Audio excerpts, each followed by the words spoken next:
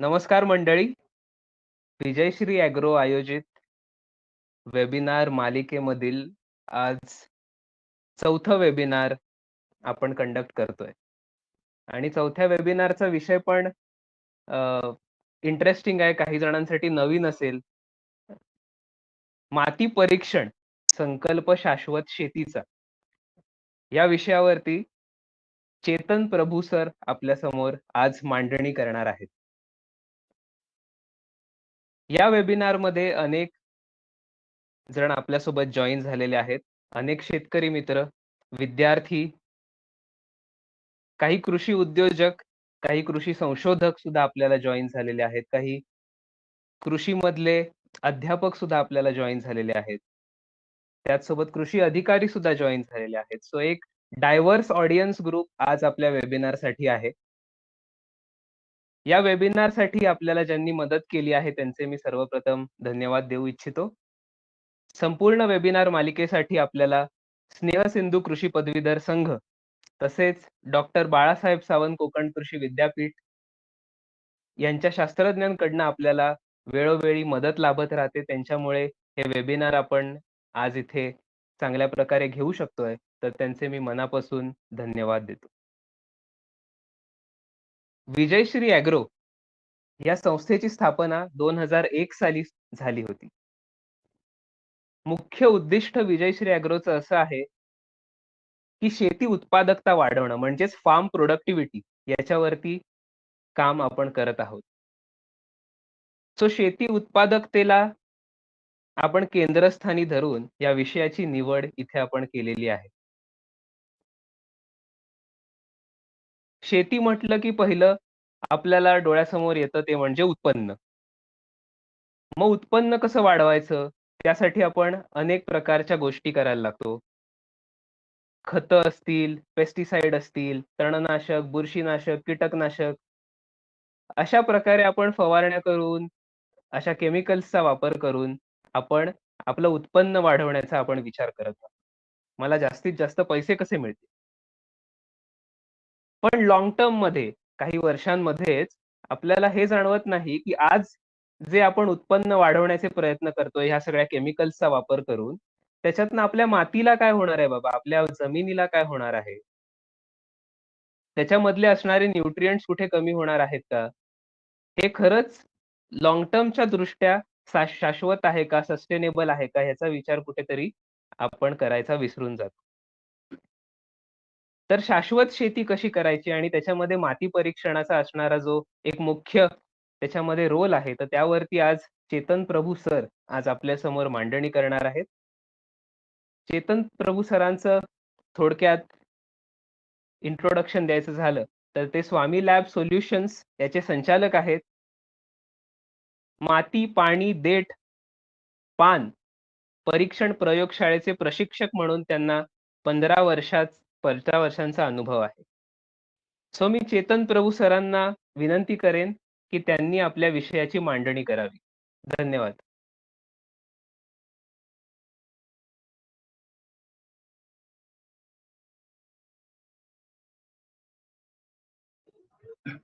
नमस्कार. सर्वप्रथम मी विजयश्री ॲग्रोचं मनापासून अभिनंदन करतो की त्यांनी ही वेबिनारची एक मालिका सुरू केलेली आहे, जेणेकरून शेतकऱ्यांमध्ये एक जनजागृती करण्याचं त्यांनी जे हे आव्हान म्हणेन किंवा एक संकल्प केलेला आहे, त्याच्याबद्दल सर्वप्रथम त्यांच्या सगळ्या टीमचं अभिनंदन. आजचा जो विषय आहे तो माती परीक्षण, आणि मुद्दाम मी त्याला संकल्प शाश्वत शेतीचा असं टायटल दिलेलं आहे. शाश्वत शेती कशासाठी आणि मुख्य त्याचा उद्देश काय, तर थोडीशी एक पार्श्वभूमी सांगतो. आपण सर्वजण एका कोरोनाच्या पॅन्डेमिक मधनं जातोय. गेले जवळजवळ हे दुसरं वर्ष चालू आहे आता. आणि ह्या सगळ्या कोरोनाच्या पॅन्डेमिक मध्ये आपल्याला एक गोष्ट लक्षात आली आहे की जगाची जी इकॉनॉमी, किंबहुना भारत देशाची आपली जी इकॉनॉमी आहे, अर्थशास्त्र आहे, ते संपूर्णपणे कृषी क्षेत्रावरती अवलंबून आहे. आणि कृषी क्षेत्र हे एकमेव क्षेत्र आहे जी इकॉनॉमी बाकीच्या क्षेत्रांमुळे थोडीशी चलबिचल होते, त्याचं कुठेतरी बॅलन्स साधण्याचं काम हे ऍग्रिकल्चर सेक्टर मधनं होतंय. आणि त्यामुळे गेल्या पॅन्डेमिक मध्ये म्हणा किंवा आताच्या ह्या सिच्युएशन मध्ये सुद्धा एक गोष्ट लक्षात आली की शेती आणि शेतीपूरक जे काय उद्योगधंदे आहेत किंवा जे काय कामकाज शेतीची आहे, त्याला कुठेही शासन स्तरावर बंदी आणलेली नाही किंवा लॉकडाऊनचा कुठेही त्याच्यावरती इफेक्ट झालेला नाही. किंवा सरकार सांगतंय की शेती रिलेटेड सगळी कामं चालू ठेवा, जेणेकरून शेतकरी शेतात काम करेल, तिथनं उत्पन्न मिळेल. हे सगळं का?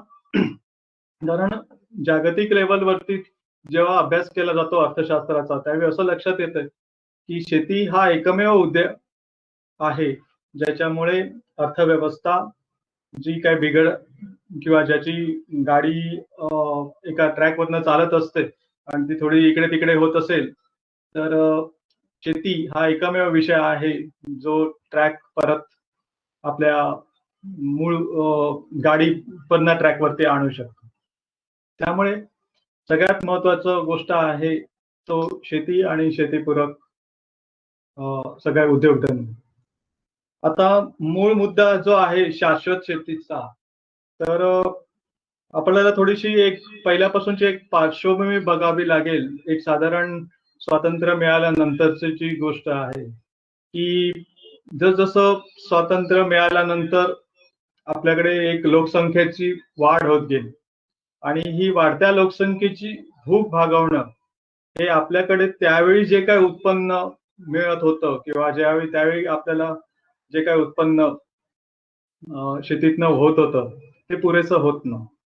किंबहुना अशी परिस्थिती होत होती की काही जी जुनी लोक आहेत त्यांना कदाचित माहिती असेल की अतिशय निकृष्ट दर्जाचं अन्नधान्य हे आपल्याला इतर देशातनं आयात करावं लागत होतं.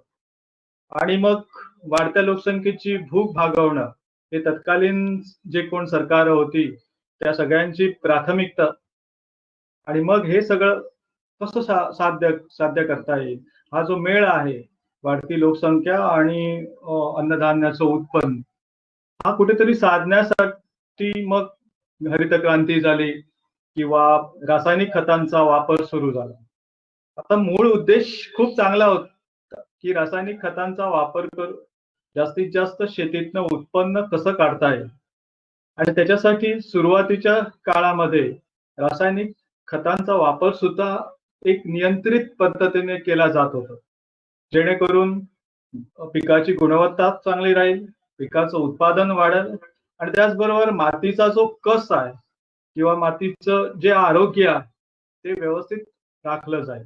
या सगळ्या उद्देशांना किंवा हे सगळे घटक डोळ्यासमोर ठेवून त्यावेळी हरित क्रांती आणि रासायनिक खतांचा वापर सुरू झाला.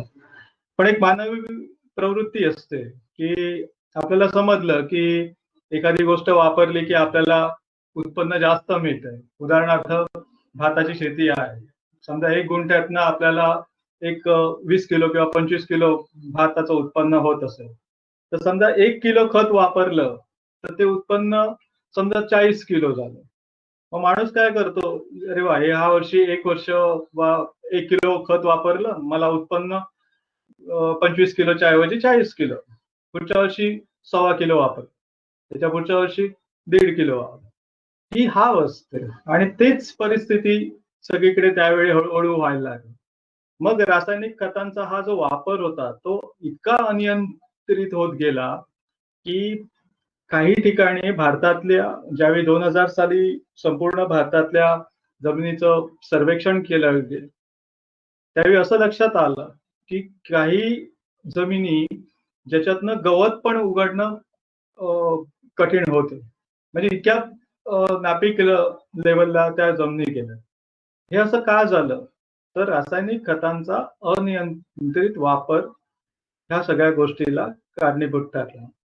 आणि त्याच्यामुळे आता काही सुदैवाने महाराष्ट्रामध्ये अशी परिस्थिती नाहीये. पण काही राज्य आहेत की जिथे रासायनिक खतांच्या वापरामुळे जमीन इतकी नापीक झाली की पाऊस पडला की जमिनीतनं एक तण उगवतात. ते तण पण तिथे उगवलं जात नाही. ही खरोखर विदारक परिस्थिती आहे. आणि ही ज्यावेळी 2000 साली तत्कालीन सरकारांच्या लक्षात आली केंद्र सरकारच्या, त्यावेळी एक केंद्र सरकारमार्फत एक मोहीम राबवली गेली, ज्याच्यामध्ये मातीचं आरोग्य कसं म्हणजे सॉइल राष्ट्रीय कृषी विकास योजना अशी ती योजना होती. आणि त्या योजनेतनं प्रत्येक गावातील मातीचा नमुना तपासून त्या मातीचा फर्टिलिटी इंडेक्स काढायचा आणि तो फर्टिलिटी इंडेक्स प्रत्येक गावाच्या ठिकाणी किंवा ग्रामपंचायतीच्या ठिकाणी तो लावायचा, जेणेकरून गावातील शेतकरी तो फर्टिलिटी इंडेक्स बघतील आणि मग ठरवतील की आपल्या शेतीसाठी किती खतं आणि किती प्रमाणात कोणती खतं द्यायची, या सगळ्याचा त्यांनी वापर करून शेती करावी, असा त्या योजनेचा उद्देश होता. कालांतराने ही योजना थोडी हळूहळू बदलत गेली. आता सध्याच्या गव्हर्नमेंटने जे चालू आहे ती म्हणजे सॉइल हेल्थ कार्ड, तर मातीचं आरोग्य पत्रिका प्रत्येक शेतकऱ्याला द्यायची. आता हे सरकार पातळीवरती सगळे उपक्रम चालू असतात. पण कसं असतं की सरकारी पातळीवरती यंत्रणा वगैरे सगळ्या गोष्टी असतात. त्यामुळे काही वेळा ह्या स्कीम्स यशस्वी होतात, काही वेळा स्कीम थोडासा यशस्वी होण्यामागे थोडासा प्रॉब्लेम होतो. तर ह्या सगळ्या गोष्टीचं करण्याचं प्रयोजन काय? तर आपल्याला मातीचं आरोग्य टिकवणं फार गरजेचं आहे. आता माती म्हणजे काय किंवा मातीचे कोणकोणते घटकांनी माती बनलेली असते, त्याच्यासाठी मी एक डायग्राम शेअर केली आहे की ज्याच्यामध्ये असं दिसतं की 45% मिनरल्स असतात, 25% पाणी असतं, 25% हवा असते आणि सेंद्रिय घटक 5% मातीचे हे वेगळे. आता मिनरल्स म्हणजे काय तर त्याच्यामध्ये जे मुख्य अन्न घटक आहेत, नत्रस, फुलत, पालाश, दुय्यम अन्न घटक आहेत, काही सूक्ष्म अन्न, हे सगळे मिनरल्स मध्ये येतात. सेंद्रिय घटक म्हणजे जो आपला पालापाचोळा असतो किंवा गवत असतं ते कुजतं, त्याच्यापासून जे सेंद्रिय घटक निर्माण होतात. आणि हवामध्ये त्याच्यामध्ये कार्बन डायऑक्साईड असेल, हायड्रोजन असेल, ऑक्सिजन असेल, हे वेगवेगळे जे हवेत वायू असतात ते काही जीवाणूंच्या माध्यमातून त्याचं मातीमध्ये फिक्सेशन होत असतं. आता आपल्याकडे ढोबळ मनाने महाराष्ट्राचा जो उल्लेख केला तर आपल्याकडे मातीचे प्रकार एक 6 प्रकारचे मातीचे प्रकार आपल्याकडे आहेत. एक लाल माती, ही अत्यंत सामान्य रचनेची असते, सचित्र आणि ठिसूळ. या मातीमध्ये चुनखडी आणि कार्बोनेटचे प्रमाण कमी असते, त्यामुळे ही ऍसिडिक असते. जनरली कोकण जर बेल्ट बघितला म्हणजे रायगड, काही अंशामध्ये रत्नागिरी, सिंधुदुर्ग, ही बरीचशी माती ही ऍसिडिक आहे, कारण ह्याच्यामध्ये चुनखडी आणि कार्बोनेटचं प्रमाण हे अत्यल्प आहे. त्यामुळे ऑलरेडी त्या मातीची कंडिशन ही ऍसिडिक बनलेली आहे. दुसरी आहे ती लॅटरिक माती, जी पिवळसर लाल रंगाची असते, सिलिकायुक्त, म्हणजे त्याच्यामध्ये थोडंसं सिलिकाचं प्रमाण असतं, चांगल्या प्रकारे असतं. अशा मातीमध्ये सेंद्रिय क्रमांक सचित्र असतं. सचित्र असल्यामुळे पोरॅसिटी चांगली असते. सचित्र म्हणजे पोरॅसिटी, सेंद्रिय कर्बाचं प्रमाण ह्याच्यामध्ये चांगलं असतं. पुन्हा ह्याच्यामध्ये सुद्धा कॅल्शियम आणि चुनखडीचं प्रमाण कमी असल्यामुळे ही माती पण ऍसिडिक असते. त्याच्यानंतर काळी माती, ही थोडीशी चिकट अशी असते. म्हणजे तुम्ही पश्चिम महाराष्ट्रात गेलात, कोल्हापूर, सांगली, सातारा, तर इथली बरीचशी माती ही चिकट माती आहे. याच्यात चुनखडीचं आणि कार्बोनेटचं प्रमाण बऱ्यापैकी चांगलं असतं, त्यामुळे ही अल्कलीयुक्त बनते. पण आता जर मी ज्या अनालिसिस करतो त्यावेळी आता असं होतंय की ही माती सुद्धा थोडीशी अल्कलीकडनं ऍसिडिक कडे कल तिचा व्हायला लागला. याला कारणीभूत काय, तर जास्तीत जास्त रासायनिक खतांचा वापर. म्हणजे फॉर उदाहरणार्थ कोल्हापूर साईडला जो ऊसाचं उत्पादन घेतलं जातं, तिथे इतक्या प्रमाणात रासायनिक खतांचा वापर होतो की त्या मातीचं ज्यावेळी आम्ही परीक्षण आता करतो त्यावेळी असं लक्षात येतं की त्या मातीच्या वरच्या लेअरला एक पांढरे पावडर आढळते. आता ही पांढरी पावडर कसली आहे, तर ती काही खतं जी असतात ती विद्राव्य विरघळत नाहीत पाण्यामध्ये किंवा आणि जमिनीमध्ये, ती तशाच स्टेजमध्ये तिथे शिल्लक राहिलेली असतात. त्याची एक पावडर तयार होते आणि त्यामुळे काय होतं की मातीचा जो सामू आहे म्हणजे पीएच तो ऍसिडिकडे वळायला सुरुवात झाली. सेंद्रिय कर्बाचं प्रमाण मात्र खूपच कमी आहे. म्हणजे कोल्हापूर साईडची जर माती घेतली, सांगली कोल्हापूर, तर सेंद्रिय कर्बाचं प्रमाण हे साधारण 1% तरी असलं पाहिजे मिनिमम. 1%पेक्षा जास्त असलं तर अतिशय चांगलं आहे. पण ही माती मध्ये 1%पेक्षाही कमी आहे. काही काही तर माती अशी आहे की ज्याचं प्रमाण हे 0.50%पेक्षाही कमी झालेलं आहे. आता अशी माती जर सेंद्रिय कर्बाचंच प्रमाण कमी असेल तर त्याला पोरॅसिटी राहत नाही आणि मग एकदा पोरॅसिटी गेली म्हणजे सच्छिद्रता गेली त्या मातीची की मग त्याच्यामध्ये वायू विजन जे झालं पाहिजे ते व्यवस्थित न झाल्यामुळे तुम्ही कितीही खतं घाला, अपेक्षित उत्पादन येत नाही किंवा उत्पादनाची गुणवत्ता राहत नाही. या सगळ्या गोष्टी कारणीभूत होतात. त्याच्यानंतर गाळाची माती ही अतिशय सगळ्यात चांगली, म्हणजे नदीच्या गाळापासून बनलेली अत्यंत सुपीक अशी माती असते. या मातीचा पीएच परफेक्ट असतो, म्हणजे साधारण 6.5 उदासीन म्हणजे 6.5 ते 7.5 म्हणजे 6.5 ते 7.5 ह्याच्यामध्ये याचा पीएच असतो. ही सगळे खनिज घटक मुबलक प्रमाणात असतात आणि ही अतिशय उपयुक्त अशी असते. नंतर वाळवंटी माती ही आपल्याकडे जास्त काही इथे आढळत नाही आणि जंगल टेकडे आपल्याकडे म्हणजे महाराष्ट्राच्या बाबतीत मी सांगतोय.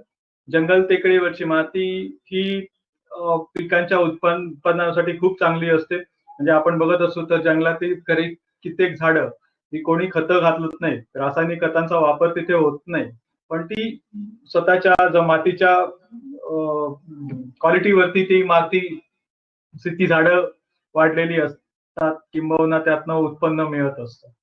तर हे मातीचे वेगवेगळे प्रकार आहेत. आता रोपवाढी करता मातीचं महत्व, पिकांना जी काय आवश्यक अन्नद्रव्य असतात ती सगळी मातीतूनच मिळत असतात. आता आवश्यक अन्नद्रव्यांमध्ये वेगवेगळे घटक आहेत. मुख्य अन्नद्रव्य आहेत, दुय्यम अन्न घटक आहेत, त्याच्यानंतर सूक्ष्म अन्न. जसं माणसाचं आहे की तुम्हाला जगण्यासाठी आहार घ्यावा लागतो, आपण आहार घेतो. आता कोरोनाच्या याच्यामध्ये तर आपण आहाराच्या बाबतीत खूपच सजग झालो की प्रोटीन्स युक्त आहार घेतला पाहिजे, असा आहार घेतला पाहिजे जेणेकरून आपली प्रतिकारशक्ती वाढेल, रोग प्रतिकारशक्ती वाढेल. हे सगळं आपण जसं मानवी शरीराच्या बाबतीत इतकं जागरूक राहून आपण हे सगळ्या गोष्टी करत असतो, तसंच किंबहुना त्याच्यापेक्षा जास्त महत्व हे मातीला दिलं पाहिजे. मातीचं आरोग्य जपलं पाहिजे. जर मातीचं आरोग्य तुम्ही जपलात तर मातीतील जे काही अन्नद्रव्य मातीमध्ये असतात किंवा खताच्या माध्यमातून तुम्ही मातीमध्ये जी घालता ती मग रोपांच्या वाढीसाठी पहिलं रोपांची मुळं वाढतात. व्यवस्थित मुळं वाढली तर मुळामार्फत ती खोडापर्यंत पोहोचतं, खोडामार्फत ते पानापर्यंत जातं, पानातनं फुल आणि फुलातनं फळ. अशी जी ही चेन आहे ती चेन मेंटेन होण्यासाठी आवश्यक अन्नद्रव्य जी जमिनीत आहेत ती पुरेशा प्रमाणात त्या झाडाला मिळणं गरजेचं आहे. आणि हे कधी मिळतं, जर जमिनीची ही अन्नद्रव्याची ही जी पातळी आहे ती एक व्यवस्थित मेंटेन राहिली मातीमध्ये, तरच हे सगळ्या गोष्टी शक्य आहेत. मुळांना आधार देण्याचं काम मातीचं, म्हणजे मुळांना आधार द्यायचा असेल तर सगळ्यात महत्वाचा घटक म्हणजे फॉस्फरस, त्याला मराठीत स्फुरद म्हणतात. की स्फुरदच्या माध्यमातून त्या मुळांची वाढ चांगली होते. आता तुमच्या मातीमध्ये जर स्फुरदच प्रमाण कमी असेल तर तुम्ही लावलेलं रोप त्यांना मुळांना व्यवस्थित आधारच मिळत नाही, त्यामुळे ते वाढतं पण ज्या पद्धतीत त्यातनं उत्पन्न मिळायला पाहिजे किंवा ज्या पद्धतीत त्याची वाढ झाली पाहिजे त्या पद्धतीत त्याचं होत नाही. आता कोकण पट्ट्याचा जर म्हणजे सिंधुदुर्ग आणि रत्नागिरी जिल्हा जर तुम्ही घेतला तर आपल्याकडे मुळातच सुरत म्हणजे फॉस्फरसचं प्रमाण हे खूप कमी आहे. म्हणजे अपेक्षा आहे की साधारण 14 ते 28 किलोग्राम पर हेक्टर हे स्फुरदचं प्रमाण आहे. इतकं स्फुरद हा मातीमध्ये असला पाहिजे. आपल्याकडे जर सिंधुदुर्ग आणि रत्नागिरी जिल्ह्याचा विचार केला तर हे प्रमाण काही काही याच्यात 7 किलोग्राम पर हेक्टर पण आहे मिळतं. आता इतकं जर कमी जर स्फुरदचं प्रमाण असेल तर काही वेळा सुरुवातीला झाड वाढतं, तुम्हाला उत्पन्न मिळतं, पण बऱ्याच याच्यानंतर मग उत्पन्न कमी होतं किंवा त्याची गुणवत्ता नसते. म्हणजे आता जर कोकणपट्टीचा जर विचार केला तर नारळाचं उत्पन्न कमी होतंय किंवा उत्पन्न झाडाची त्या फळाची वाढ होत नाही, फळाची गळती, हे सगळ्या गोष्टी मग एकमेकावरती ज्या अवलंबून असतात त्याचा मग सुरुवात होते कुठेतरी. त्यामुळे म्हणून मातीचं आरोग्य जपणं सगळ्यात महत्वाचं. मातीतील सेंद्रिय घटक, मूलद्रव्ये पिकांना आवश्यक मायक्रो ऑर्गॅनिझम्स तयार करतात. जसं आता त्याच्यामध्ये 2-3 गोष्टी आहेत. हे आता रासायनिक घटक आपण बघतोय, नत्र, स्फुरद, पालाश. तसंच सेंद्रिय घटक आहेत म्हणजे ऑर्गॅनिक कार्बन, सगळ्यात सेंद्रिय कर्ब आणि मायक्रो ऑर्गॅनिझम. आता ह्या मायक्रो ऑर्गॅनिझम कडे तितकं लक्ष देणं फार गरजेचं आहे. कारण झाडाच्या आणि पिकाच्या वाढीसाठी हे मायक्रो ऑर्गॅनिझमचं प्रमाण सुद्धा मातीमध्ये एका विशिष्ट लेवल पर्यंत राहणं फार गरजेचं आहे. रासायनिक खतांचा जास्तीत जास्त वापर करून काय होतोय की ह्या मायक्रो ऑर्गॅनिझम्स अफेक्ट होतात आणि हे मायक्रो ऑर्गॅनिझम्स जमिनीत असून सुद्धा त्यांची कार्यक्षमता कमी होते. कार्यक्षमता कमी झाली. आता नायट्रोजन हा घटक असा आहे की जो हवेतनं येतो आणि तो हवेतनं मातीत फिक्स करण्यासाठी बॅक्टेरियाज लागतात, मायक्रो ऑर्गॅनिझम जमिनीमध्ये असावे लागतात. हे जर मायक्रो ऑर्गॅनिझम असून अकार्यक्षम तर तुमचा नायट्रोजन अवेलेबल असून सुद्धा त्या पिकाला उपलब्ध होत नाही. त्यामुळे ह्या सगळ्या गोष्टीची काळजी घेणं फार गरजेचं आहे. रोपांना आवश्यक पाणी, हवा, माती धरून ठेवते.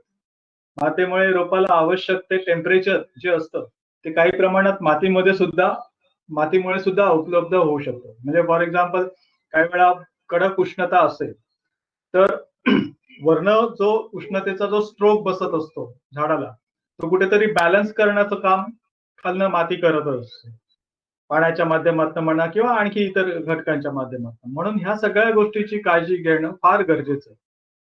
आता मातीच्या पिकाच्या वाढीसाठी 16 प्रकारची अन्नद्रव्ये आपल्याला आवश्यक असतात. त्याची कॅटेगरी मी केली मुख्य अन्नद्रव्ये, त्याच्यामध्ये नत्र, स्फुरद, पालाश, दुय्यम अन्न घटक, कॅल्शियम आहे, मॅग्नेशियम, सल्फर, सोडियम आणि सूक्ष्म अन्न.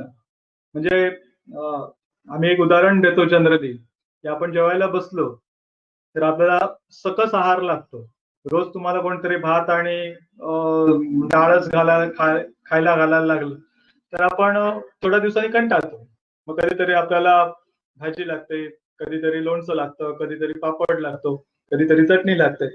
हे जसं आपण घेत असतो ना तसंच पिकासाठी सुद्धा हे सगळे अन्न घटक फार महत्वाचे असतात. बऱ्याचशा ठिकाणी असं झालंय की आतापर्यंत रासायनिक खतांचा जो वापर झालाय तो मुख्य अन्न घटक यालाच फोकस करून झालेला आहे. म्हणजे तुम्ही कुठचंही मिश्र खत घ्या त्याच्यामध्ये नत्रच फुलत पालाचं प्रमाण दिलेलं असतं किंवा कुठचंही दुकानात तुम्ही गेल्यानंतर तुम्हाला मिश्र खत मागा किंवा आणखी कुठची खते मागा, तुम्हाला एक नत्रच फुलत पालाश ह्याचाच डोस फिक्स करून दिलेला असतो. आणि अशा वेळी ही दुय्यम अन्नद्रव्य आहेत किंवा सूक्ष्म अन्नद्रव्य आहेत त्याच्याकडे दुर्लक्ष आतापर्यंत झालंय. कॅल्शियम, मॅग्नेशियम, सल्फर ही 3 असे दुय्यम अन्नद्रव्य आहेत ज्याच्याकडे फार दुर्लक्ष झालेलं आहे किंवा माती तपासताना सुद्धा ह्या घटकांचा अनालिसिस तेवढ्या प्रमाणात केलं जात नाही. काही ठिकाणी करतात. आता कसं असतं की माती तपासण्याचं असताना ती कुठे तपासायची, कशी तपासायची हे मी नंतर पुढच्या याच्यामध्ये येतो. सुरुवातीला ह्या दुय्यम अन्नद्रव्याकडे सुद्धा तेवढेच लक्ष देणं फार गरजेचं आहे. आणि सूक्ष्म अन्न घटक ही फार अल्प प्रमाणात लागतात. जसं आपण सोनं चांदी मिलीग्रॅम मध्ये मोजतो, पण गरज असते, तसंच सूक्ष्म अन्नद्रव्य आहेत ही खूप अल्प प्रमाणात लागतात, पण गरज असते. त्यामुळे ह्या सगळ्या अन्न घटकांकडे लक्ष देणं हे फार गरजेचं आहे. आता माती विश्लेषणाचे महत्व आणि उद्दिष्ट. जमिनीची प्रत समजल्याने योग्य पीक आणि पिकानुसार आपल्याला अन्नद्रव्यांचं व्यवस्थापन करता येतं.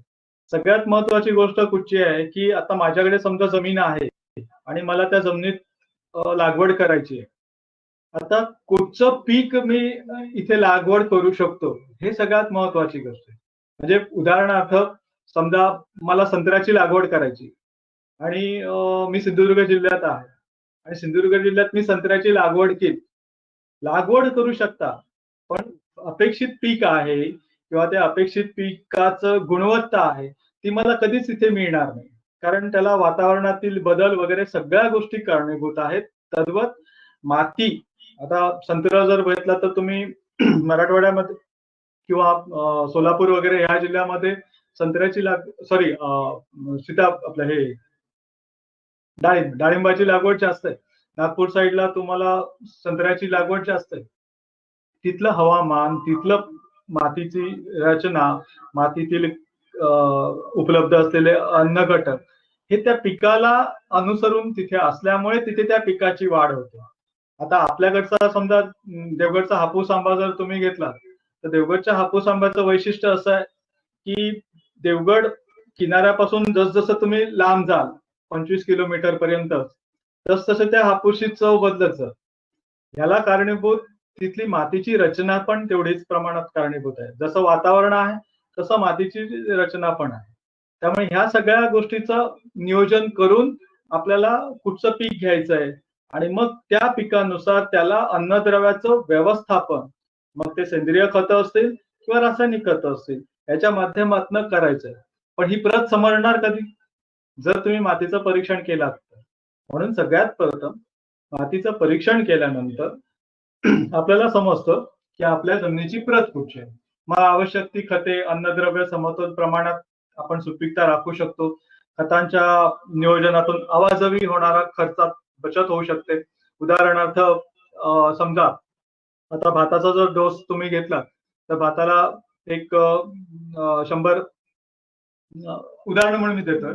एक समजा 1 गुंठ क्षेत्र असेल आणि तुम्हाला सांगितलं असेल की 100 किलो युरियाची गरज आहे. आता 100 किलो जर तुम्हाला नत्र पाहिजे असेल तर त्याच्या दुप्पट तुम्हाला युरिया घ्यावा लागेल. बरोबर? 200 किलो जर तुम्ही युरिया घेतला तर 10 रुपयाच्या किलो जर समजा युरिया असेल तर 2000 रुपये तुम्हाला लागणार. पण हे कधी आपण मातीचं परीक्षण न करता. समजा जर तुम्ही मातीचं परीक्षण केलं आणि तुम्हाला समजलं की तुमच्या मातीमध्ये मुळातच नत्राचं प्रमाण 60% आहे. म्हणजे तुम्हाला गरज किती आहे? फक्त 40%. आता 40% जर नत्र पाहिजे असेल तर त्याच्या दुप्पट युरिया लागतो. ढोबळ मानाने मी सांगतोय. म्हणजे 80 किलो तुम्हाला युरिया लागेल. आता 80 किलो युरियाची 10 रुपये दराने किंमत किती होते? 800 रुपये. वाचले ना तुमचे 1200. आता अशा प्रकारे आपल्याला खर्चाची बचत जर करायचं असेल तर सगळ्यात महत्वाचं गोष्ट म्हणजे मातीचं परीक्षण करणं. त्यामुळे जमिनीचं आरोग्य तर सशक्त राखून वनस्पतीची वाढ आपल्याला योग्य प्रमाणात करता येते. आता मातीचा नमुना कसा घ्यावा हे सगळ्यात महत्वाचं आहे. तर खरीप किंवा रब्बी पीक काढल्यानंतर लगेच म्हणजे साधारण एप्रिल किंवा मे महिन्यात मातीचे नमुने घ्यावे.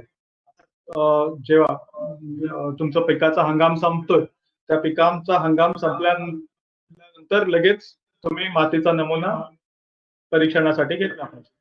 मातीचा नमुना घेताना कसा घ्यावा किंवा कोणत्या पद्धतीची जागा निवडावी हे सगळ्यात महत्वाचं आहे. कारण सगळ्यात महत्वाची गोष्ट काय असेल तर तो नमुना. जर नमुना तुमचा प्रातिनिधिक नसेल तर तुमचा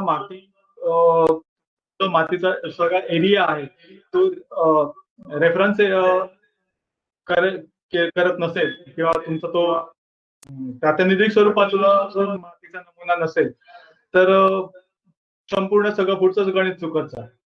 कारण टेस्टिंग मध्ये सगळ्यात महत्वाची गोष्ट कुठली असेल तर ते सॅम्पलिंग. आणि हे सॅम्पलिंग करणं हे सगळ्यात महत्वाचं आहे. तर त्याच्यासाठी काही जागा आहेत ज्या आपण वगळल्या पाहिजे, की तिथली माती जर घेतली, उदाहरणार्थ समजा जनावरे बसण्याची, काही शेतामध्ये जनावरे बसतात. आता तिथली जर समजा तुम्ही माती घेतली, तर जनावरांचं मलमूत्र विसर्जन तिथे जर झालेलं असेल, तर त्याच्यामध्ये तुम्हाला युरियाचं प्रमाण किंवा नत्राचं प्रमाण हे अपेक्षापेक्षा जास्तच आढळलं. किंवा बांध असेल, झाडाखालची जर किंवा खत घालण्यासाठी आपण जी चरी मारतो, तिथली जर तुम्ही माती तपासायला घेतला, तर गेल्या वर्षी घातलेली काही खतं, उदाहरणार्थ स्फुरद म्हणजे फॉस्फेट युक्त जे खते, हे विरघळायला किमान 3 वर्ष लागतात. जर समजा यावर्षी तुम्ही किंवा गेल्या वर्षी समजा तुम्ही फॉस्फेट युक्त खतं घातलेली असतील आणि नेमक्या त्याच चरीतनं यावर्षी तो तुम्ही जर मातीचा नमुना घेतला तपासायला, तर निश्चितच तुमच्या फॉस्फरसचं प्रमाण जास्त मिळणार आणि जे चुकीचं असणार. त्यामुळे काही जागा ज्या आहेत त्या जागा वगळून आपल्याला मातीचा नमुना घ्यायचा असतो. त्यामुळे ह्या जागा समज असतात कशा, तर मातीचा म्हणून सगळ्यात महत्वाची गोष्ट कुठची असेल तर मातीचा नमुना घेताना त्या जमिनीचा मालक हा सोबत असलाच पाहिजे, कारण तोच सांगू शकतो की ह्यातली कुठची जागा. कारण गेल्या वर्षी समजा आपण समजा बांधावरनं खतं आणली आणि एका ठिकाणी ढीग करून ठेवली आणि नंतर मग आपण झाडांना घालतो, तर त्या ज्या ठिकाणी ती ढीग केलेला असतो खताचा किंवा पालापाचोळा कुजवलेला असतो, ती जर जागा तुम्हाला पुढच्या वर्षी समजली नाही आणि तिथला जर मातीचा नमुना तुम्ही तपासायला घेतला, निश्चित तुमची सगळी आकडेवारी कुठची चुक, विश्लेषण पूर्णपणे फुकट जाईल. त्यामुळे मातीचा नमुना घेताना सगळ्यात महत्वाचा घटक कोण असेल, तर तो तिथला शेतकरी किंवा त्या जमिनीचा मालक किंवा तो बागायतदार जो कोण असेल तो महत्वाचा आहे, कारण तोच परफेक्ट तुम्हाला स्पॉट्स हे सांगू शकतो. आणि मग मातीचा नमुना कसा घ्यायचा, तर जमिनीची एक रचना सगळ्यात पहिल्यांदा आपल्याला बघावी लागते. ही जमीन आपली एक टेबल प्लॉट आपण म्हणतो, म्हणजे जर सपाट जमीन असेल तर किंवा उंच सकलपणा असेल तर त्यानुसार मातीचा नमुना घेण्याची पद्धती बदलत जाते. उदाहरणार्थ समजा सपाट जमीन समतोल भाग असेल तर कसं घ्यायचं मातीचा नमुना, तर समजा त्या मातीचे ढोबळमानाने 2 भाग करायचे, पूर्ण जमिनीचे ढोबळमानाने 2 भाग करायचे, एक सरळ रेषा मारून मध्यभागी, आणि मग प्रत्येक भागातनं झिगझॅग पद्धतीने एक 3-4 खड्डे किंवा 5-6 ठिकाणी रेषा मारायच्या आणि प्रत्येक रेषेच्या कॉर्नरवरनं एक खड्डा खणायचा. तो खड्डा इंग्रजी व्ही आकार, त्या आकाराचा खड्डा खणायचा. खड्डा खणल्यानंतर त्या खड्ड्यातली सगळी माती काढून टाकायची, कारण काही वेळा लोखंडी अवजाराचा वापर करून आपण खड्डा घेतोय आणि ह्या लोखंडाचे काही अंश हे ज्यावेळी आपण अनालिसिसला जातो, मी मगाशी सांगितलं की सूक्ष्म अन्न घटक हे मिलीग्रॅम मध्ये मोजले जातात आणि त्याची असणारी मशिनरी जी आहे ती एवढी सेन्सिटिव्ह असते मिलीग्रॅम लेवलला की पटकन तिथे रिफ्लेक्शन होईल. म्हणजे मुळात तुमच्या जमिनीमध्ये समजा आयनचं प्रमाण हे मॉडरेट असेल आणि तुम्ही लोखंडाच्या अवजारांनी जर माती घेतली आणि ती माती जर तुम्ही अनालिसिस साठी वापरली, तर ते मॉडरेट पेक्षा जास्त असं आयनचं प्रमाण दिसतं. हे स्वतः आम्ही करून बघितलंय म्हणून सांगतो. त्यामुळे लोखंडी अवजाराने खड्डा खणायचा, खड्डा खणून झाल्यानंतर सगळा खड्डा मोकळा करायचा, खड्ड्यातली माती सगळी काढून टाकायची आणि मग तो खड्डा, ही आपली करवंटी असते किंवा एक लाकडी टोकदार लाकूड घ्यायचं, त्याने तो खड्डा वरून खालपर्यंत तासायचा आणि ती तासून त्या खड्ड्यात जी माती गोळा होईल ती एका कापडी पिशवीत 1 करवंटी किंवा 2 करवंटी माती कापडी पिशवीत गोळा करायची. असं जे काही तुम्ही खड्डे घेणार आहात, 5 घेणार आहात, 6 खड्डे जे काय असतील ते, त्या प्रत्येक खड्ड्यातनं 1-2 करवंटी माती त्या कापडी पिशवीत घ्यायची. त्याच्याबरोबर एक कागद ठेवायचा की ज्याच्यावरती तुमचं नाव, गाव, तालुका, सर्वे नंबर, कुठची लागवड गेल्या वर्षी केलात, या वर्षी तुम्हाला कोणती नवीन लागवड करायची किंवा कोणत्या प्रकारची खतं घालायची असतील, या सगळ्याची सगळी माहिती, विस्तृत माहिती नेऊन ही माती तुम्ही परीक्षण प्रयोगशाळेकडे देऊ शकता. हे झालं सपाट. समजा मातीची रचना उंच सकल, म्हणजे आता कोकणातील माती बघितलात किंवा जमिनी बघितलात तर पूर्ण उंच सकल भागात. आता उंच सकल भागात नमुना घेताना साधारणतः जमिनीचे 3 भाग करायचे, एक उंचावरील, एक मधील आणि एक सकल भागातील. आणि प्रत्येक भागात समान अंतरावर 3 ते 4 खड्डे मारून वरील पद्धतीत जसं मी सांगितलं खड्डा व्ही आकाराचा माकून ते माती गोळा करायची आणि तो मातीचा नमुना तपासायला द्यायचा. साधारण खड्ड्याची खोली किती असावी हे तुमच्या पिकावर अवलंबून असतं. भात, नागली, भुईमूग ही हंगामी जर पिकं असतील किंवा काही भाजीपाल्याची पिकं करायची असतील तर किंवा काही आपण कलिंगण वगैरे ह्या सारख्या जी हंगामी पिकं घेतो त्याच्यासाठी फार जास्त खोल खड्डा करण्याची गरज नसते कारण त्याची मुळं ही जास्त खोल जात नाही. 20 ते 25 सेंटीमीटर पर्यंत चालू शकतं. बागायती पीक असेल कापूस, ऊस, केळी, द्राक्ष तर त्यासाठी 30 ते 40 सेंटीमीटर आणि फळबाग असेल आंबा, काजू, नारळ, सुपारी ज्याची मुळं खूप खोलपर्यंत जातात तिथे साधारण 60 ते 70 सेंटीमीटर एवढा खड्डा खणणं गरजेचं असतं. आता माती अशा पद्धतीचा मातीचा नमुना घेतल्यानंतर तो तपासायचा कुठे? तर काही खाजगी प्रयोगशाळा आहेत प्रत्येक जिल्ह्याच्या ठिकाणी किंवा गव्हर्नमेंटचे. आता प्रत्येक जिल्ह्याला शासनाची स्वतःची माती परीक्षण प्रयोगशाळा आहे. आता ह्या प्रयोगशाळेच्या माध्यमातून तुम्ही तुमचे मातीचे नमुने तपासून घेऊ शकता. शासनाचे दर हे सबसिडाइज दर असतात. त्यामुळे तुम्हाला पूर्ण मातीचा नमुना तपासून घ्यायचा असेल तर त्याचा खर्च ₹250 काहीतरी आहे. तर तो ₹250 खर्च तुम्ही भरून खाजगीरित्या तुम्ही मातीचं परीक्षण तुमच्या सरकारी प्रयोगशाळेतनं करून घेऊ शकता. जर प्रायव्हेट लॅबकडे गेलात तर प्रायव्हेट लॅबला ₹250 माझ्या मते कोण देतं असं नाहीये बहुतेक. तर 250 पेक्षा थोडासा खर्च जास्तही असतो. कारण सरकारी अनुदान नसतं त्यामुळे त्यांना खर्च भागवणं पण तेवढं गरजेचं असतं.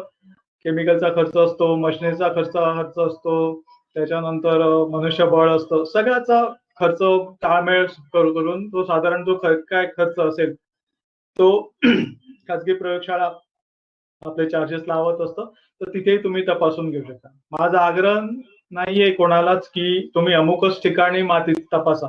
तुम्ही ज्यांना शक्य असेल त्यांनी खाजगी प्रयोगशाळेचा फायदा करून घ्यावा. ज्यांना शक्य नसेल त्यांनी सरकारी प्रयोगशाळेकडे आपला मातीचा नमुना मुद्दा हा आहे की मातीचा नमुना तपासणं. कारण ते जेव्हा तुम्ही माती तपासणार आहात तेव्हा तुम्हाला त्या मातीची जी अवस्था आहे ती अवस्था तुम्हाला समजणार. ह्या मातीमध्ये कोणते अन्न घटक किती प्रमाणात आहे आणि मग त्याच्यानुसार त्याची मात्रा आपल्याला ठरवायची खतांची मात्रा कोणती खतं किती. मग तुम्ही सेंद्रिय पद्धतीत शेती करा किंवा सेंद्रिय रासायनिकचं कॉम्बिनेशन करा किंवा रासायनिक खतांचा वापर करून शेती करा. हा ज्याचा त्याचा स्वतःचा प्रश्न आहे कसं करायचं ते. त्याच्यानंतर 2 आणखी एक मुद्दे मी जाता जाता हे करतोय. जसं माती परीक्षण गरजेचं आहे तसंच माती बरोबर पाणी परीक्षणही तेवढंच फार गरजेचं असतं. कारण जे सिंचनाकरता आपण पाणी वापरतो त्याच्यात विविध घटक विरघळलेले असतात. त्याचं प्रमाण हे संतुलित राहिलं पाहिजे. मुख्यतः क्षारांचं प्रमाण जे आहे ते व्यवस्थित राहणं फार गरजेचं आहे.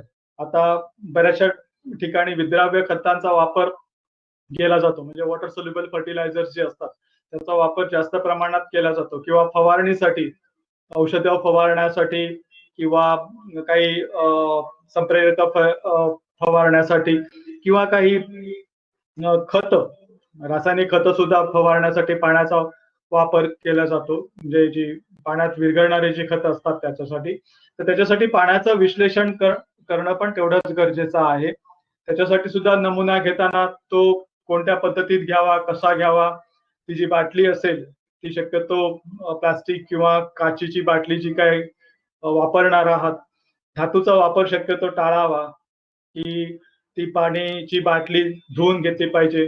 ती जी बाटली असते ती कुठची औषधी द्रव्य, कीटकनाशक, जंतुनाशक याची असू नये. धुताना साबणाचा किंवा सोड्याचा वापर जास्त करू नये.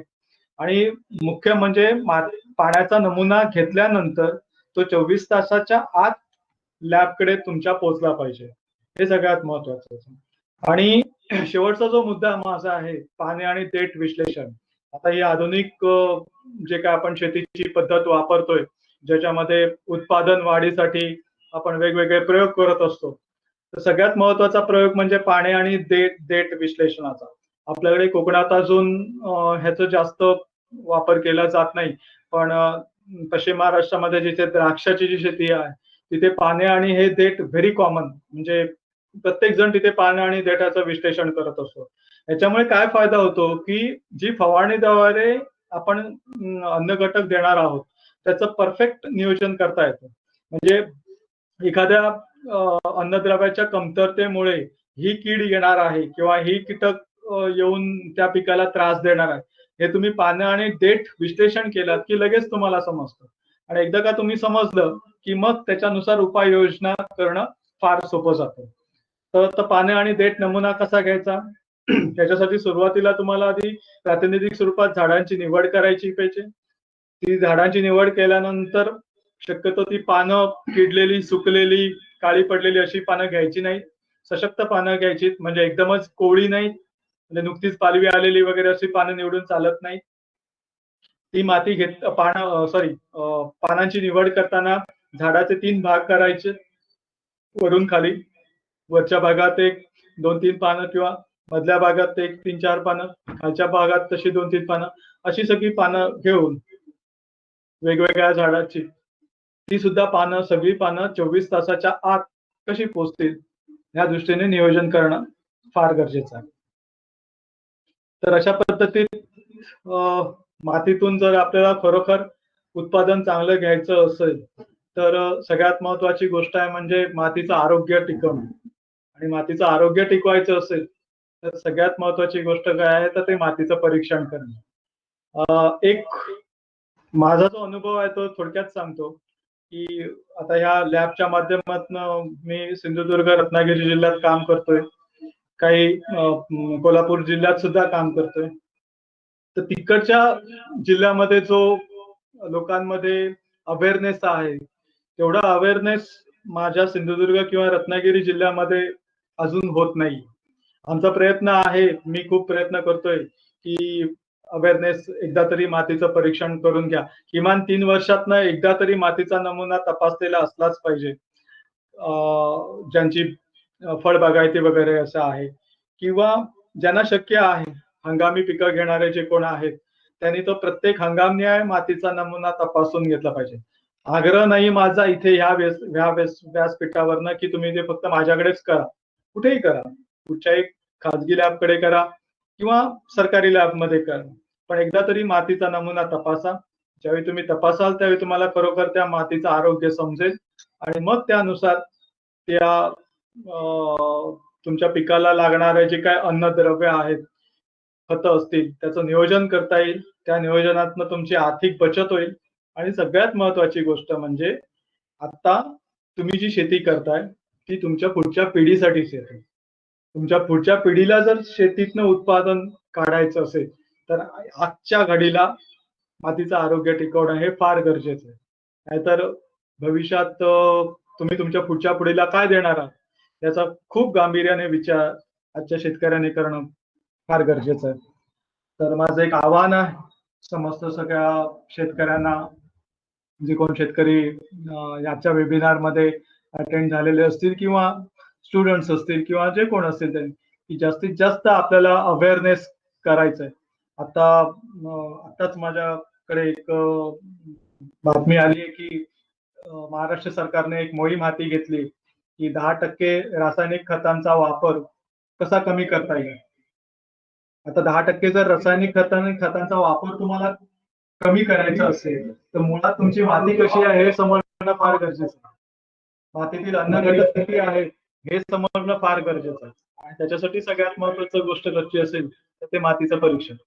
मातीचं परीक्षण करा, मग तुम्हाला पिकानुसार खतांची मात्रा कशी मगाशी मी उदाहरण दिलं युरियाचं प्रमाण 10% काय 10%पेक्षाही जास्त तुम्ही बचत करू शकता रासायनिक खतांची.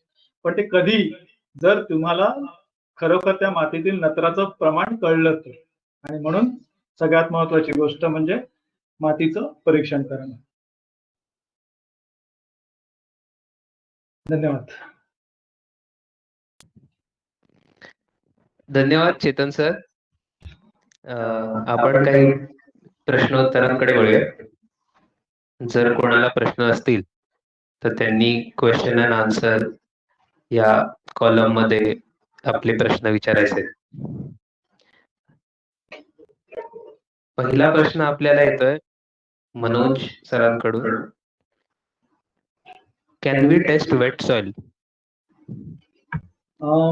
वेट सॉइल ड्राय करावी लागेल. ड्राय केल्याशिवाय आपल्याला तपासता येणार नाही, कारण वेट मध्ये डिफरन्स पडतो आणि वेट मध्ये डिफरन्स पडला की पुढे सगळंच गणित चुकतं, म्हणजे कॅल्क्युलेशनचे फॅक्टर्स सुद्धा चुकतात. त्यामुळे जर ड्राय करायची असेल तर ती सुद्धा सन ड्राय करताना शेड ड्राईंग केलं पाहिजे.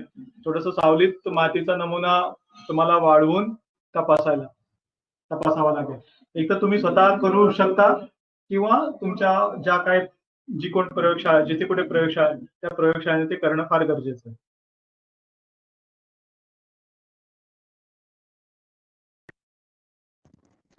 ओके, अजून कोणाला काही प्रश्न असतील तर त्यांनी क्वेश्चन अँड आन्सर सेक्शन मध्ये विचारायचे.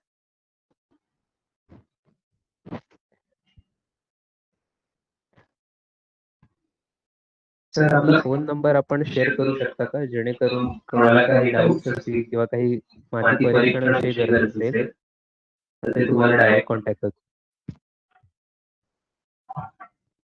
माझे लॅब कणकवलीला आहे, सिंधुदुर्ग जिल्ह्यात. मी माझा नंबर आहे तिथे शेअर केलाय आणि ऍड्रेस आहे.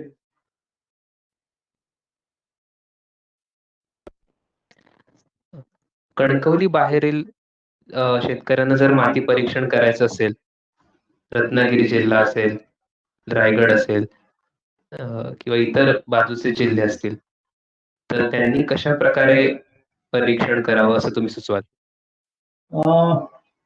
रत्नागिरी जिल्ह्याला शासकीय लॅब आहे, तिथं त्या शासकीय लॅब मध्ये तपासावा. पण खाजगी लॅब सध्या रत्नागिरी जिल्ह्यामध्ये कुठे नाहीये, त्यामुळे जर खाजगीरित्या तुम्हाला तपासायची असेल तर तुम्ही माझ्या लॅबकडे तुमचा नमुना पाठवू शकता.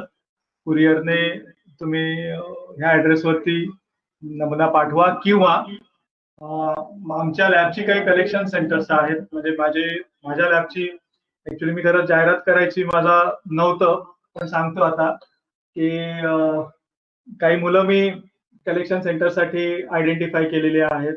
दापोलीला मध्ये आहेत, त्याच्यानंतर लांजाला आहे. जी लोक तिथला एरिया कव्हर करतात. म्हणजे आता लांजाचा जो मुलगा आहे तो राजापूर, लांजा, रत्नागिरी हे 3 तालुके कव्हर करतो. दापोलीचा जो मुलगा आहे तो दापोली, मंडणगड, गुहागर, चिपळूण, खेड हे तालुके कव्हर करतो. त्यामुळे असंच जसं कोल्हापूरला साईडला सुद्धा माझी 3 मुलं तिथे काम करतात. ती 3 वेगवेगळ्या विभागात ते जाऊन स्वतः कलेक्ट करतात आणि माझ्याकडे पाठवून देतात आणि मग आम्ही पाठवून अनालिसिस करून रिपोर्ट त्यांना मेल मार्फत देतो.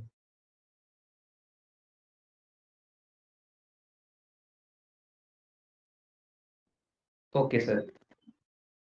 जर कोणाचे काही प्रश्न असतील आणखी तर त्यांनी नक्कीच सरांना या फोन नंबरवरती पोहोचायचं आहे.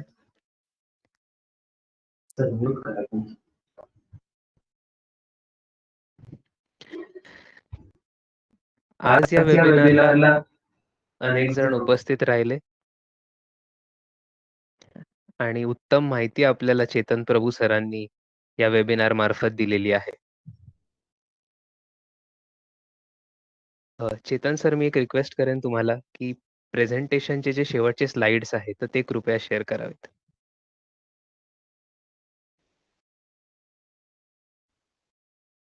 Yes, next slide. Okay, yes, ह्याच्या आधीची स्लाइड सर. विजयश्री ॲग्रो ज्यांनी हा वेबिनार कंडक्ट केलेला आहे, तर विजयश्री ॲग्रोमध्ये शेती उत्पादकता वाढवणं, असं मी मगाशीच म्हणालो की हे आमचं उद्दिष्ट ठरलेलं आहे. तर शेती उत्पादकता वाढवण्यामध्ये सॉइल टेस्टिंगचं जसं एक योगदान आहे, तर तसंच अनेक यंत्रांचं सुद्धा योगदान आहे. तर हे शेतीमधली जी काही सर्व यंत्र असतात, नांगरणीसाठी असेल, हार्वेस्टिंगसाठी असेल, स्प्रेइंगसाठी असेल, अशी अनेक प्रकारच्या शेतीमधल्या कामांना लागणारी जी यंत्र आहेत, तर ती सर्व प्रकारची यंत्र आपण विजयश्री ॲग्रो मार्फत आपल्या शेतकऱ्यांपर्यंत पोहोचवतो. Power weeders, power tillers, power weeder म्हणजे जे छोटे ट्रॅक्टर्स असतात आपले, जे आपण नांगरणीला वापरतो, त्याचा सध्या सीझन सुद्धा आहे. सो ते सर्व प्रकारचे पॉवर विडर्स आपल्या इथे मिळतात. तसेच अनेक प्रकारचे sprayers, नॅपसॅक sprayers, hand sprayers, H-T-P sprayers हे सुद्धा आपल्याकडे अवेलेबल आहेत. चाफ कटर, नारळ व सुपारीवर चढण्याची यंत्रे, मळणी यंत्रे, राईस मिल, फ्लोर मिल, अर्थ ऑगर्स, चेन सॉ म्हणजे झाड कापण्यासाठी आपण जे वापरतो, गवत कापण्यासाठीचं यंत्र, वॉटर पंप्स हे सुद्धा आपल्याकडे अवेलेबल आहेत. तसेच शेती उपयुक्त प्लास्टिक वस्तू या सुद्धा आपण विजयश्री ॲग्रो मार्फत पुरवतो. आणि सर्व नमूद केलेल्या वर्गातील मशिनरीचे जे स्पेअर पार्ट्स असतात आणि त्याच्यानंतरची जी सर्व्हिसिंग असते, तर ती सर्व्हिसिंग सुद्धा आपण अ, अ, आपण आपल्या शेतकरी मित्रांना देतो. जेणेकरून नुसतं विक्रीच नाही, तर त्यानंतरची जी सेवा आहे, तर ती सुद्धा तितकीच महत्त्वाची असते. तर ती सुद्धा आपण आपल्यामार्फत देतो. पॅक्लोटार हे जे एक पेस्टिसाइड आहे, पॅक्लोब्युट्राझॉल जे आपण आंब्यावरती फवारणीसाठी वापरतो, तर ते सुद्धा आपल्यामार्फत आपण शेतकऱ्यांना देतो. अ, पुढची स्लाईड सर प्लीज. गेली अनेक वर्ष आपल्याला अ, खूप नामांकित कंपन्यांची साथ लाभलेली आहे. व्ही-एस-टी, फाल्कन, ओलिओमॅक, ग्रीव्हज, राची, S P, Kisan Kraft, E Agro, Honda, Suntech, Nightfield, Steel, Foggers India अशा अनेक कंपन्यांनी आपल्याला साथ दिलेली आहे. त्यामुळेच आज विजयश्री ॲग्रो इव्हन हे वेबिनार जे आपण करतो आहे, ते त्यांच्या साथीमुळेच शक्य झालेले आहे. तर त्या सर्व कंपन्यांचे सुद्धा मला मनापासून आभार मानावेसे वाटतात. चल नेक्स्ट स्लाईड प्लीज. विजयश्रीच्या शाखा या सिंधुदुर्ग, रत्नागिरी जिल्ह्यामध्ये सध्या आहेत. कणकवली आणि देवगडमध्ये सिंधुदुर्ग जिल्ह्यामध्ये, तसंच रत्नागिरी जिल्ह्यामध्ये रत्नागिरी, शृंगारतळी व लांजा अशा 3 ठिकाणी आपल्या शाखा आहेत. सो एकूण 5 शाखा आपल्या रत्नागिरी, सिंधुदुर्ग जिल्ह्यामध्ये मिळून आहेत. तर कुठच्याही प्रकारचं कृषी यंत्रामध्ये आपल्याला जर गरज असेल, इव्हन टेक्निकल माहिती जर तुम्हाला हवी असेल, तुम्हाला कन्सल्टन्सी तुमच्या बागेसाठी किंवा शेतीसाठी लागणार असेल, तर अनेक शास्त्रज्ञांसोबत सुद्धा आपण तुम्हाला कनेक्ट करून देतो. या वेबिनारच्या शेवटी मी इतकंच सांगू इच्छितो, की तुम्हाला जर कोणाला सॉइल टेस्टिंग करायची असतील, तर चेतन सर म्हणालेत, की त्यांचा काही आग्रह नाहीये, की त्यांनी त्यांच्याकडेच तपासलं पाहिजे असं. पण मी तुम्हाला नक्की आग्रह करेन, की तुमचं काही सॉइल टेस्टिंग बद्दलची रिक्वायरमेंट असेल किंवा तुम्हाला करून घ्यायचं असेल, करून घ्याच असं मी म्हणेन आणि चेतन सरांना कॉन्टॅक्ट करा. त्यांच्याकडे उत्तम दर्जाची सॉइल टेस्टिंग होते. सो त्यांच्या थ्रू तुम्ही सॉइल टेस्टिंग करावी, अशी माझी तुम्हाला सर्वांना विनंती आहे. या वेबिनारमध्ये आपण सर्वांनी भाग घेतला, आपले प्रश्न विचारले. त्याबद्दल मी तुमच्या सर्वांचे मनापासून आभार मानतो. आपण अनेक असेच वेबिनार यापुढे करणार आहोत. तुमची साथ लाभेल याची सुद्धा मी अपेक्षा करतो आणि हा वेबिनार संपला असं मी जाहीर करतो. चेतन सर, मनापासून तुमचे धन्यवाद.